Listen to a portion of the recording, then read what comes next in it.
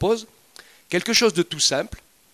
Je lisais ce matin dans l'Épître aux Romains, les chapitres 13, 14 et le début du 15, qui nous donnent des choses toutes simples de la vie, des choix que nous pouvons faire pour pouvoir fonctionner et se construire. Alors, on va quand même lire le texte, parce que je pense que c'est important. Est-ce que ça va pouvoir s'afficher? Romains 13, au verset 1er. Que toute personne soit soumise aux autorités supérieures. Les enfants, les ados, vous êtes toujours là? Je ne vous ai pas perdu? C'est qui vos autorités supérieures?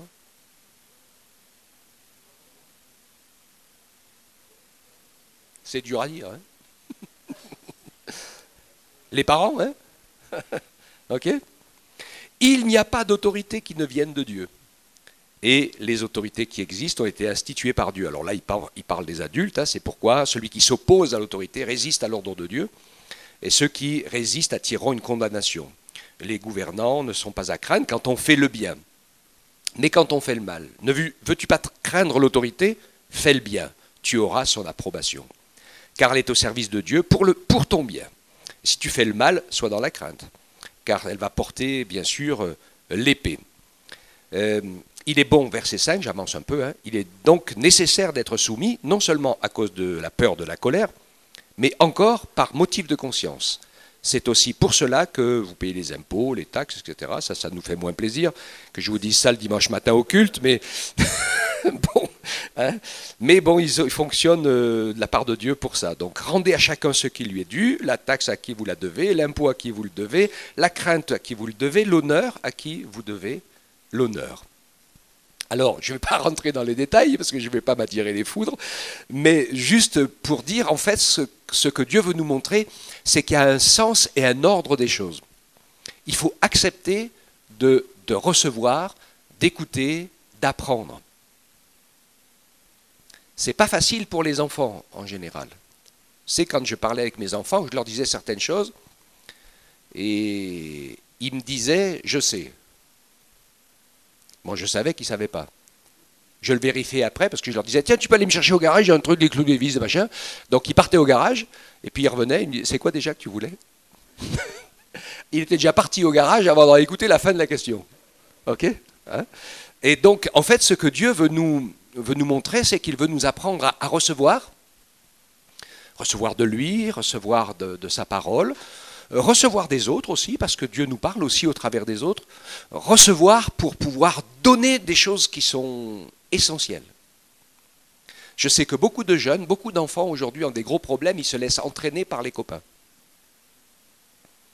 Ils se laissent entraîner par les copains parce qu'on a envie d'être reconnu au milieu des copains, des copines, on a envie de faire quelque chose, et pour être reconnu, on fait ce qu'ils nous disent, ou on essaye de les épater. Et parfois, ils nous font faire n'importe quoi. Et pourquoi ça, finalement? Eh bien, c'est parce que tu n'as pas commencé à te construire et à mettre à l'intérieur de toi des choses que Dieu veut te donner, que peut-être tes parents veulent te donner aussi, sur lesquelles tu vas devenir quelqu'un, tu vas commencer à devenir quelqu'un. Tu as ta place dans ta maison, tu as ta place dans ta famille, tu as ta place dans le cœur de ton père, dans le cœur de ta mère, tu as ta place. Et il faut rentrer dans cette place. Et puis dans l'école, et puis dans les cours, et puis dans le travail. Et donc, on a notre place. Dieu nous a voulu chacun. Et donc, il faut prendre sa place, il faut que ça vienne de toi, de l'intérieur. Il ne faut pas attendre que les autres autour, qui ne savent pas trop, qui sont comme toi, te disent ce qu'il faut faire. Ok, hein? Apprenons à recevoir du Seigneur. Depuis que j'ai compris ce message sur la Trinité, je me suis rendu compte que la vie, c'est vraiment toujours quelque chose qui circule, la réalité de la vie, de l'Esprit de Dieu que nous recevons, de sa parole que nous recevons, de ce que les autres disent aussi, que nous recevons, et puis les choses qui sortent de nous.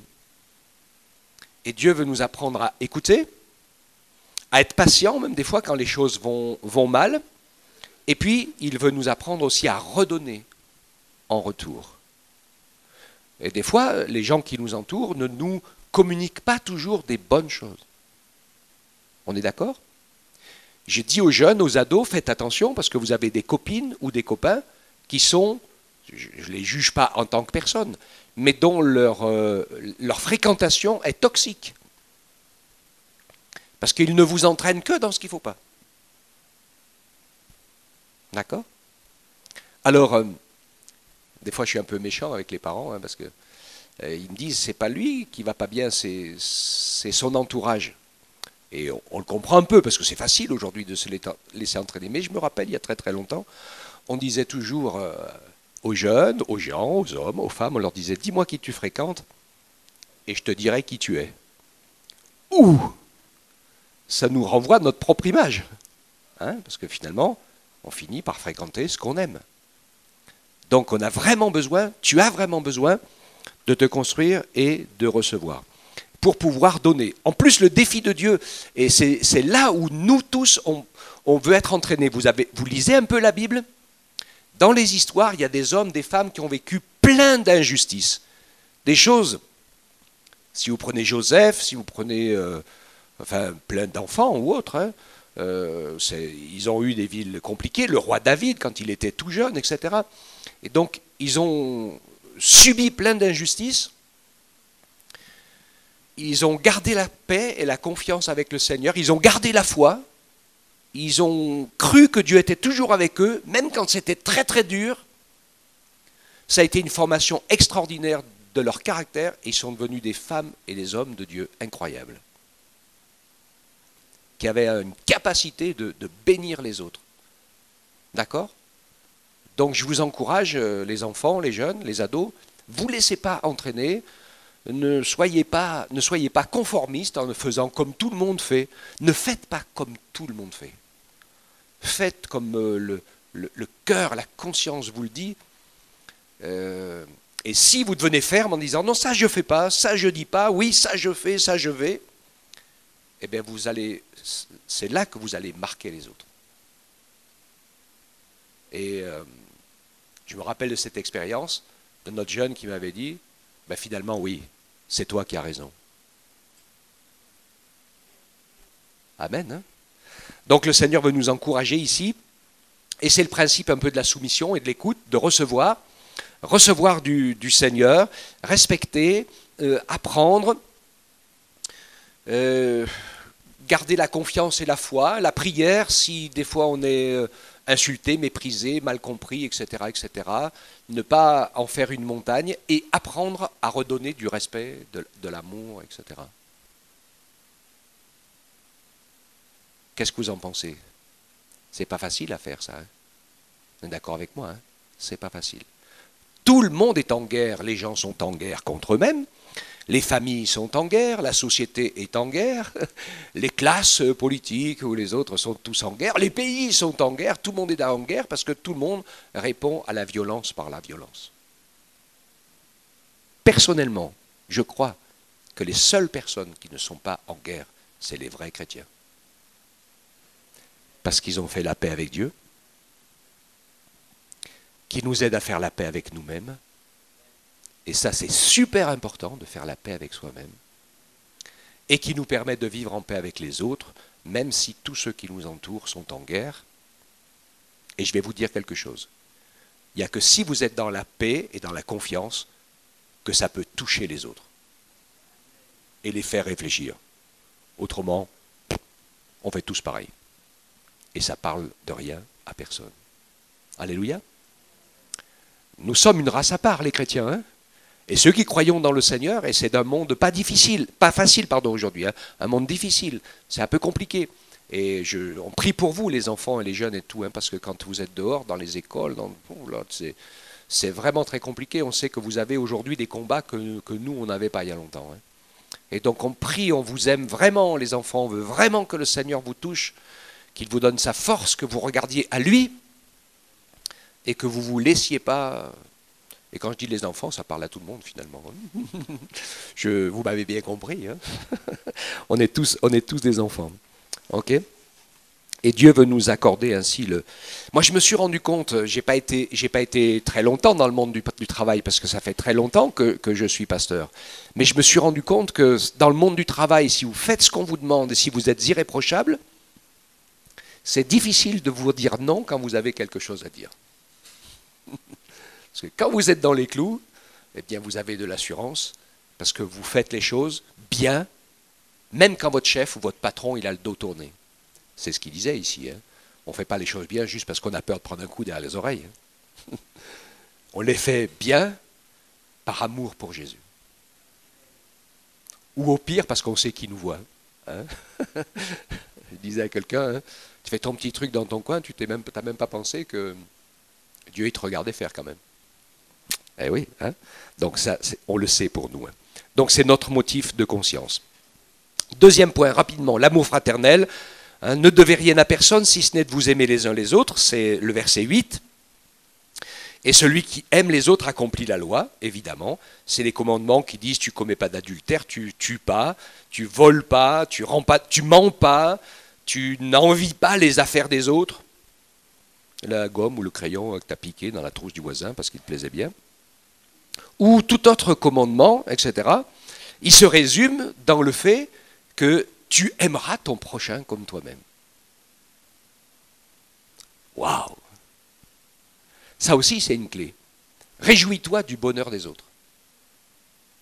Et en regardant l'autre, eh bien, remercie Dieu de ce que tu as, ce qu'il faut, même si lui roule en mobilette et toi en vélo. Même, au pire, même si tu marches à pied. Parce qu'il y a des enfants, ils sont ni en vélo ni à pied, ils ont aussi 2 roues, mais elles sont l'une à côté de l'autre. Vous voyez ce que je veux dire? Hein? Et donc c'est une grâce incroyable. Et le Seigneur nous permet ainsi de développer cet amour qui est, comme il le dit, l'accomplissement de la loi. Donc Dieu veut nous encourager à apprendre cet amour fraternel. Écoutez-moi bien dans ce que je suis en train de dire, tous, parce que ça c'est super important. Dieu veut nous faire grandir dans la relation d'amour fraternel, et l'adversaire et notre nature humaine fera toujours le contraire pour essayer de nous diviser et de nous séparer. Ça sera toujours un combat. Et il faut le savoir. Hein. On parlait ce matin, et puis c'est vrai, hein, il y a plein d'injustices dans les églises, comme il y a plein d'injustices dans le monde, comme il y a plein d'injustices partout. Tout est franchement injuste. Vous vous rappelez la vie du roi David avec Saül à ses côtés? Au tout début, mais pas longtemps, ils ont été amis. Et puis après, David est devenu l'ennemi juré de Saül parce qu'il a compris que Dieu allait lui donner sa place. Ça a été impressionnant et catastrophique. Ça a été un combat terrible. Eh bien, je vois que David, il a toujours aimé et respecté Saül. C'est une grandeur d'âme impressionnante qui finalement l'a formé, calibré et lui a donné tous les éléments qu'il fallait pour devenir roi à son tour. Et un bon roi. D'accord? Je pense que Saül est passé par les mêmes chemins, mais il a fait beaucoup d'échecs. Et David, dans ces chemins-là, eh bien, il a gardé le cap. Il ne s'est pas laissé entraîner. On l'a dit plusieurs fois, hein, de le tuer, Saül, de lui couper la tête. Il l'avait à sa portée. À plusieurs reprises, il l'avait à sa portée. Il dit, je ne touche pas. Loin de l'Éternel. C'est impressionnant. Hein? Et Dieu donc veut nous encourager à vivre cet amour fraternel. Et quand vous vous rappelez, hein, je vous l'ai dit dans les injustices, c'est pas que les gens sont méchants, même les chrétiens, etc. C'est que des fois on ne contrôle pas tout ce qu'on fait ou tout ce qu'on dit. Mais Dieu veut juste nous apprendre à aimer vraiment. Et c'est pour ça que parfois, on n'est pas aimable. Pour que tu apprennes à aimer vraiment. Okay? Sinon, comme disait Jésus, si ils font comme les païens, hein, si tu es gentil avec ceux qui sont gentils, si tu invites ceux qui t'invitent, si tu donnes à ceux qui te donnent, etc. Les païens aussi, ils font tous comme ça. En fait, le défi, nous, c'est de réussir dans ce combat de l'amour fraternel qui est, dans la Bible, c'est ça la perfection. Hein. Vous le savez, quand Jésus dit « Soyez parfaits comme votre Père Céleste est parfait », il donne l'explication, la bonne, juste avant, hein, en disant « Je fais pleuvoir sur les bons et sur les méchants, je fais lever mon soleil sur les justes et sur les injustes. Je bénis tout le monde de la même manière. » Ok ? Garde son amour jusqu'au bout. D'autant plus que vous savez en quel temps nous sommes. J'ai voulu insister sur ce point-là, c'est le verset 11, parce que c'est un temps difficile. J'ai parlé de ça la semaine dernière, j'ai parlé de ça avec quelqu'un où on a discuté dans la semaine, là, et j'insiste là-dessus. Vous vous rappelez, je l'ai dit la semaine dernière, hein, le syndrome de la grenouille. Vous le connaissez, le syndrome de la grenouille? C'est un animal à sang froid. Vous vous rappelez, hein, je vous l'ai expliqué la semaine dernière ou pas? Non, je ne sais plus. Ça, je ne sais plus, il me semble pourtant, ou alors c'est dans une autre réunion. J'en fais tellement. Le syndrome de la grenouille, comme les serpents ou les autres animaux, c'est un animal à sang froid, donc il ne sort dehors que quand la température est acceptable, et après sinon il se cache, etc. Et donc le syndrome de la grenouille, c'est que vous le mettez dans une casserole avec de l'eau à la température normale, elle est super heureuse, vous mettez un feu doux, tout doux dessus, et puis la température monte, et puis tout d'un coup elle se réveille cuite. Parce qu'elle n'a pas été capable de sentir la différence entre l'eau qui, à un moment donné, est devenue mortelle. Nous sommes, aujourd'hui, dans le siècle où nous vivons, dans le siècle du syndrome de la grenouille. Et Jésus ne le dit pas comme ça. Hein, il dit que l'heure vient où plus personne ne pourra travailler. Il dit, y aura-t-il encore de la foi sur la terre quand je reviendrai? C'est-à-dire des gens qui, se réveillent et se disent, je ne vais pas conduire ma vie et couler mon navire comme tout le monde le fait. Ok? Et en fait, c'est pour ça que les grandes nations, je voulais vous dire ça tout à l'heure, puis j'ai un peu oublié, dans toutes les grandes nations, il y a une persécution terrible des chrétiens, et pourtant les chrétiens prient pour les autorités. Il n'y a aucun chrétien qui a envie de faire un coup d'État, qui a envie de virer le président, qui a envie de changer de gouvernement. Ça ne nous regarde pas, ce n'est pas notre affaire. Nous, la seule chose, c'est qu'on veut, c'est vivre en paix et pouvoir annoncer la parole de Dieu. Et on prie pour tous ces gens-là. Et dans beaucoup de pays, ils font tout ce qu'ils peuvent dans leur pouvoir pour exterminer les chrétiens. Pourquoi? Parce que nous sommes des gens autonomes dans le domaine de la pensée. Et que le Saint-Esprit nous rend complètement libres. Et que si on marche avec Dieu de tout notre cœur, on voit très bien la vérité, le mensonge, le mal, le bien. Alors on nous dit aujourd'hui, on me l'a dit il n'y a pas longtemps, il n'y a plus de mal, il n'y a plus de bien. Comme vous voudrez. Hein? Donc on est dans la dilution totale. Et donc le monde s'endort dans le péché, dans tout un tas de trucs, c'est la déstructuration, sans s'en rendre compte. Et on vous fait des grands discours. Mais nous avons besoin du Seigneur. C'est l'heure de vous réveiller. Le jour approche. Donc dépouillons-nous des œuvres des ténèbres, revêtons les armes de la lumière. C'est quoi les armes de la lumière? La prière, hein, disait Jean-Pierre. La prière, ouais. Se revêtir de l'armure. Ouais, les armes de la prière, c'est les armes de la... C'est l'armure chrétienne, vous vous rappelez, l'armure du chrétien, hein, les chaussures, le zèle, le casque, le bouclier, la cuirasse, l'épée. Hein. Donc, les armes de la lumière, nous en avons, hein, le Seigneur ne nous laisse pas sans rien. Et il nous permet ainsi de pouvoir marcher honnêtement, en plein jour, sans nous laisser entraîner par les excès, les envies, etc., comme on le voit ici. Et ne nous laissez pas entraîner non plus dans les discordes et les jalousies. Ça existe, même au milieu de nous, parce qu'il y en a encore qui sont toujours des enfants. Moi, je connais des enfants, ils ont tous les âges. Ok? Et l'apôtre Paul le disait, vous devriez être devenus des adultes, mais vous êtes encore toujours des enfants en besoin de lait. Hein? Jésus donc lui dit, la lumière est encore parmi vous pour un peu de temps, Jean 12, 35. Marchez pendant que vous avez la lumière pour que les ténèbres ne vous surprennent pas. Celui qui marche dans les ténèbres, il ne sait pas où il va. Mais nous savons où nous allons. Alléluia. Au ciel avec le Seigneur, et ça demande un choix d'amour d'abord, qu'on ait envie d'y aller, et puis un minimum de préparation. Romains 12, 3, par la grâce qui m'a été accordée, je dis à chacun de vous de ne pas entretenir des prétentions excessives, mais d'apprendre à vivre avec pondération, que chacun selon la mesure de foi que Dieu nous a donnée en partage. Donc attention à l'orgueil, attention de ne pas se penser plus grand que les autres, etc. On a toujours besoin les uns des autres. Des fois, on est un peu comme des frères et sœurs. Vous savez comment c'est, les frères et sœurs, dans une famille. Avec mon frère, on était comme ça. Quand on était tous les deux, on passait notre temps à se battre. et quand on n'était pas tous les deux, on passait notre temps à se chercher. Non? C'était pas un peu ça dans certaines familles parfois, hein?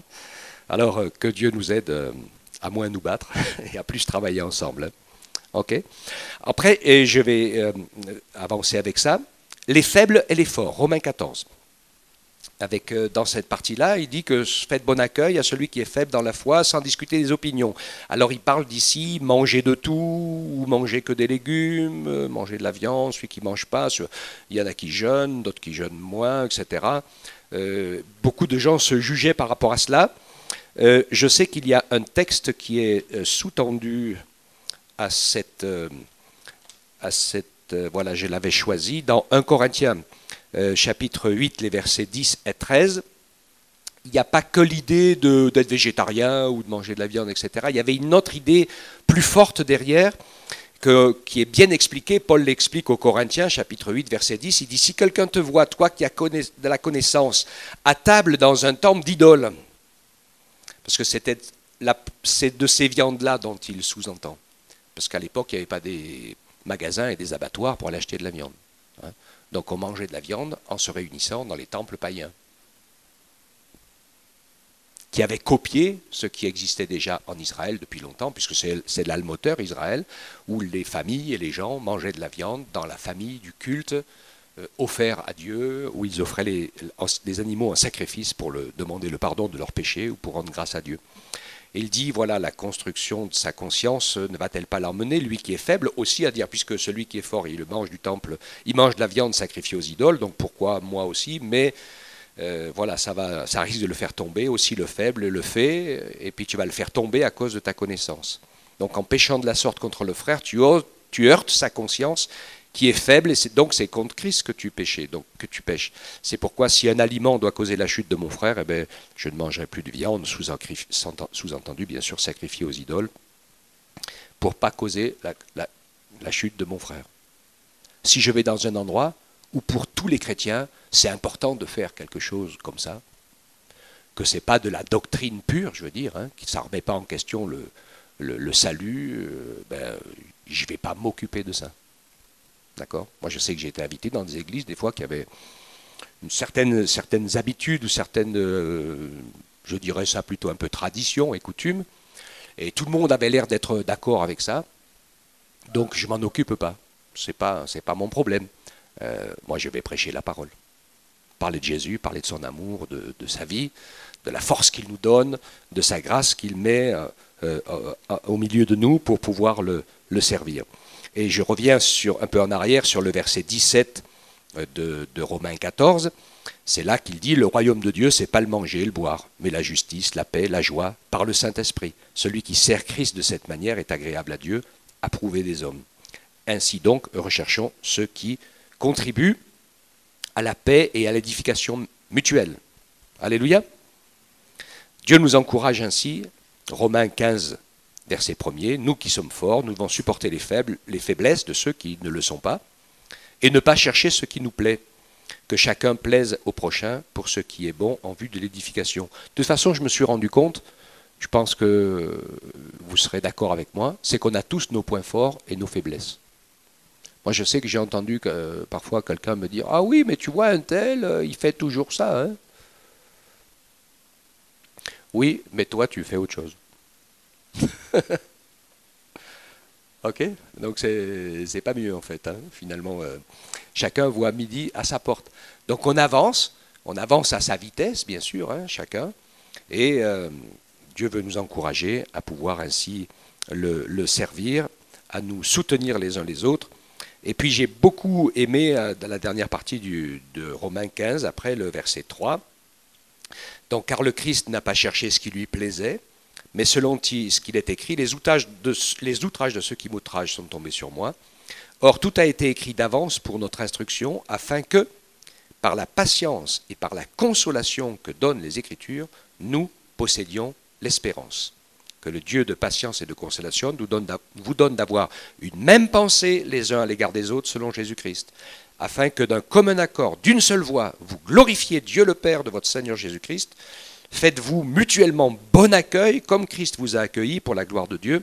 Je dis en effet que le Christ est devenu serviteur des circoncis pour prouver la véracité de Dieu, en confirmant les promesses faites au Père, etc. Je ne vais pas continuer à lire, mais en fait, il est le Seigneur, le Sauveur des circoncis, des incirconcis, de tous. Il a donné sa vie en sacrifice, il a pris tout sur lui, il s'est offert pour nous ouvrir la porte et le chemin pour le suivre. Donc Dieu nous encourage dans la patience que donnent les Écritures. Et c'est vrai que si nous lisons les histoires de la Bible avec un peu d'attention, je voudrais vous donner un défi, les enfants, là, les ados, vous m'entendez? Écoutez-moi bien. Est-ce que vous savez dans quel livre de la Bible il est parlé de la vie d'Isaac? Vous savez qui c'est Isaac? Qui c'est connaît Isaac? Toi, tu le connais? Nous, on le connaît, à Guéret, les anciens, ils connaissent Isaac, hein, il est pasteur maintenant, c'était Isaac qui reverra. Hein? Oui, Isaac de la Bible. Ok? Alors, vous pouvez lire dans le livre de la Genèse. Et quand vous allez lire la vie du livre, la vie d'Isaac dans la Genèse, je n'ai pas recherché le chapitre, je vous le dis de mémoire, mais la semaine prochaine, vous me donnerez la réponse. Hein, donc, vous aurez lu. Il y a juste un petit chapitre à lire. Et vous allez trouver un truc incroyable. Moi, j'ai mis longtemps avant de le trouver. Isaac se marie et sa femme, elle ne peut pas avoir d'enfant. Ah, il dit qu'il a invoqué le nom de l'Éternel, il a prié Dieu, et du coup, sa femme, s'appelle comment la femme d'Isaac? C'est la fille à Mustapha. Rebecca, hein? Eh bien, Dieu a permis qu'elle tombe enceinte. Alors, dans ce même chapitre, en lisant bien, c'est la réponse que je vous demande, les jeunes, les ados, puis les frères et sœurs, tout le monde. Ceux qui connaissent déjà la réponse, vous taisez, n'est-ce pas? Parce qu'il y en a qui la connaissent.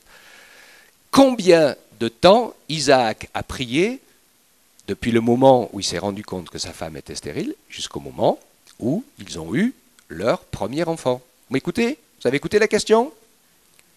Combien de temps a-t-il prié? Ah, vous verrez, c'est très intéressant. Réponse la semaine prochaine.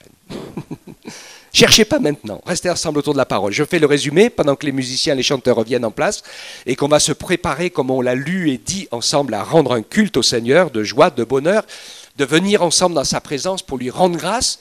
C'est déjà un super miracle que nous soyons tous là pour le célébrer et le rendre gloire.